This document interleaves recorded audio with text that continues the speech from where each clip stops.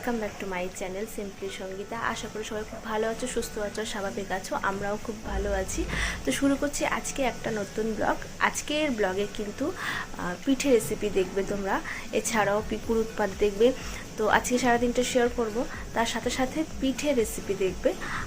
এর আগেও আমি অনেকবার শেয়ার করেছি, তবুও আজকে শেয়ার করছি, কারণ যেহেতু এসছি মা আর পিঠে করছে, তো ভাবলাম তোমাদের সাথে শেয়ার করি। তো তাই তোমরা দেখতে থাকো, স্কিপ করো না। আর ভালো লাগলে একটা ছোট্ট লাইক করে যেও। যারা পিঠে খেতে ভালোবাসো তাদের মনে হয় ভালো লাগবে আজকের ব্লগটা। আর হচ্ছে যে আমার ভিডিওটা পোস্ট হতে হতে অনেকটা লেট হয়ে গেছে, কারণ অলরেডি পৌষ পার্বণ শেষ হয়ে গেছে এবং পিঠে খাওয়ার দিনও অনেকের মানে পিঠে খাওয়ার দিনও চলে গেছে। কিন্তু চাইলে তো যখন তখন পিঠে বানিয়ে আমরা খেতেই পারি।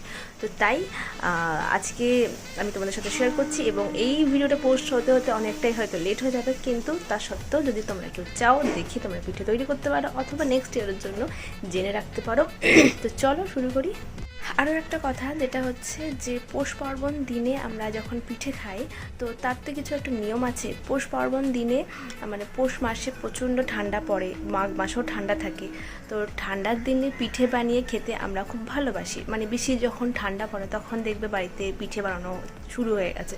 তো এই বছরে এতটা ঠান্ডা পড়েছে যে হাড় কাঁপানো ঠান্ডা, মানে প্রত্যেক দিন সকালবেলায় ঘুম থেকে উঠলেই মানে কম্বল ছেড়ে বেরোতে ইচ্ছা করছে না, এতটা ঠান্ডা। তো যেহেতু ঠান্ডাটা রয়েছে, তো চলো তোমরাও বাড়িতে পিঠে বানিয়ে ফেলো। কী আছে, পৌষ পার্বণই দরকার, এছাড়া কি পিঠে বানানো যায় না? পৌষ পার্বণের আগেও পিঠে বানানো যায়, পৌষ পার্বণের পরেও পিঠে বানানো যায়।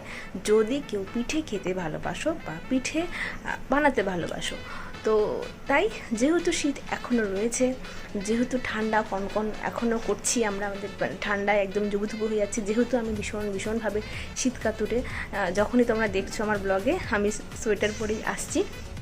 তো চলো সেটাই আর কি, যে পিঠে বানানোই যায় যেহেতু এখনও ঠান্ডাটা রয়েছে। পিঠে রেসিপির শুরুতেই আমি তোমাদেরকে দেখাচ্ছি পাটালি গুড়। পাটালি গুড় মানে কিন্তু হচ্ছে খেজুরের গুড়। তো ছোট ছোট যে চাই হয় খেজুরের গুড়ের, সেটা নয়, বড়টা দেখাচ্ছে।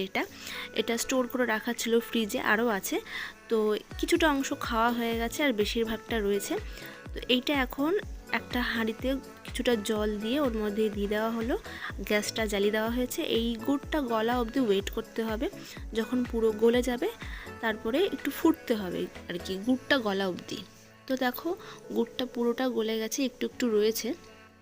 নাড়িয়ে নাড়িয়ে পুরো গুড়টা গলিয়ে ফেলতে হবে প্রথমে। দেখো হাঁড়ির জলটা কিন্তু অর্ধেকের একটু বেশি আছে, আর বাকিটা দুধ দেওয়া হবে আর পিঠে দেওয়া হবে। তো পুরো গুড়টা যখন গলে যাবে এবং যখন ফুটবে, তখনই আর কি আস্তে আস্তে প্রসেসিং শুরু হবে। তো চলো এরপরে কি করছে সেগুলো দেখে নেব। এবারে মা নারকেল কোড়াচ্ছে। তো এখানে দুটো নারকেল কোড়ানো হচ্ছে। আর আরেকটা যেটা জিনিস, সেটা হচ্ছে মজার ব্যাপার, আমাদের বাড়িতে যদি কোনো মিষ্টি মাখা সন্দেশ থেকে যায়, তো সেটা দিয়েই পুর তৈরি করা হয়। মানে ধরো কেউ খাচ্ছে না, রয়ে গেছে, তো সেগুলো ফেলে দেওয়া হয় না, সেগুলো নারকেলের সাথে মিশিয়ে পুর তৈরি করে ওইটাই আর কি পুর করে দেওয়া হয়।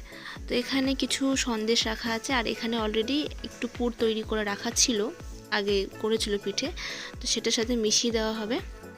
এখন পিকুর আবদার, পিকু একটু নারকেল খাবে। আজকে পিঠে রেসিপির নাম হচ্ছে দুধ পুলি। তো আজকে আমাদের বাড়িতে দুধ পুলি হবে।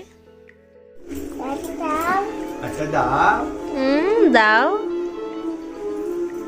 ভালো করে হাত পা। ও নাটক দেখেছি।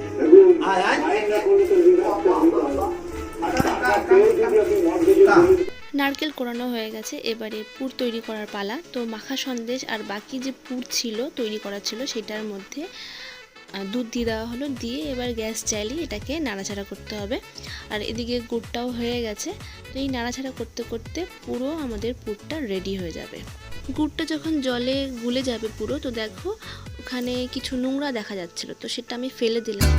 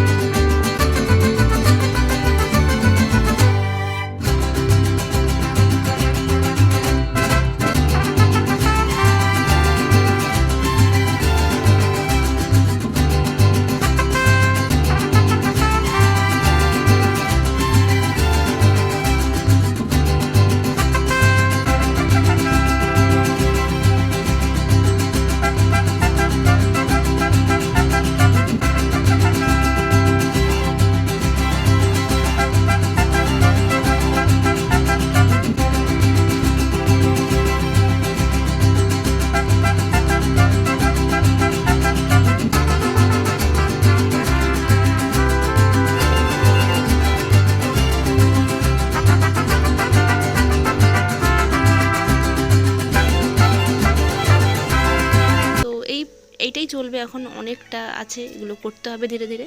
তো দেখতে থাকো, পুরোটাই মা করছে, ব্যাপারটা একদমই মানে প্রো লেভেলে, মানে আমরা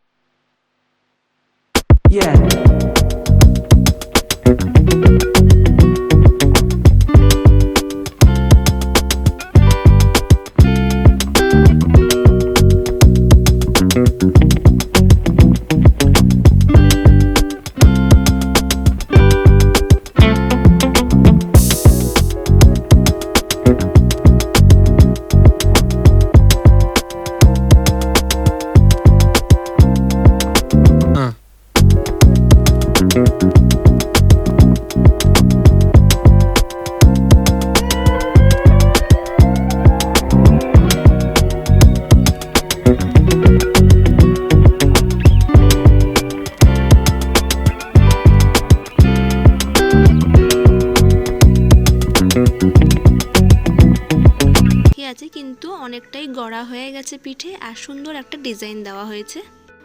গুড়টা হয়ে গেছে, গুড়টা নামিয়ে নেওয়া হয়েছে অন্য একটা পাত্রে। এবার ওই হাঁড়ির মধ্যে দুধটা দেওয়া হয়েছে, সেই দুধের মধ্যে আরও কিছু গুঁড়ো দুধ দেওয়া হলো একটু ঘন করার জন্য। তো এবার এটাকে ভালো করে মিলিয়ে নেওয়া হচ্ছে, ডাল ঘুটনি দিয়ে ভালো করে এটাকে ঘেটে ঘেটে একদম ভালো করে এটাকে মিলিয়ে নিচ্ছে, যাতে একটু চাকা চাকা না থাকে। এবারে এই দুধটা যখন একটু উতলে উঠবে, একটু যখন গরম হয়ে উতলে উঠবে, তখন এর মধ্যে পিঠেগুলো আস্তে আস্তে ছেড়ে দিতে।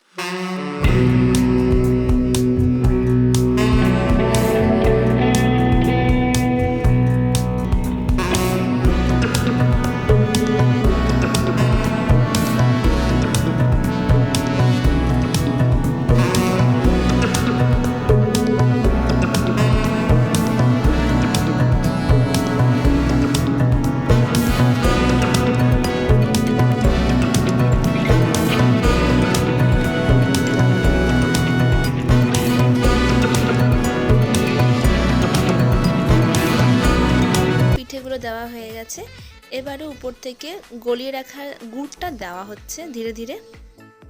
এবারে খুব সাবধানে কিন্তু নাড়াচাড়া করতে হবে যাতে ভেঙে না যায়।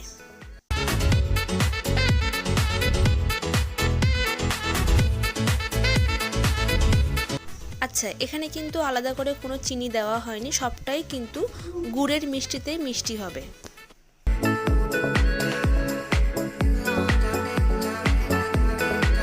আমাদের পিঠে একদম রেডি, কিন্তু কয়েকটা পিঠে ভেঙে যাওয়ার দরুন ভেতরের যে নারকেলের পুরটা ছিল ওইটা একটু পুরো ছড়িয়ে গেছে দুধের মধ্যে।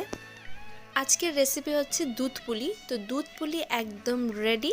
কেমন লাগলো অবশ্যই কিন্তু তোমরা জানিও পুরো রেসিপিটা। আর এই মানে পিঠে যে হচ্ছে বাড়িতে, মানে সবাই জানতে পেরে গেছে, মানে এতটা গন্ধে মমো করছে পুরো ঘর, মানে পাটালি গুড়ের গন্ধে পুরো মমো করছে।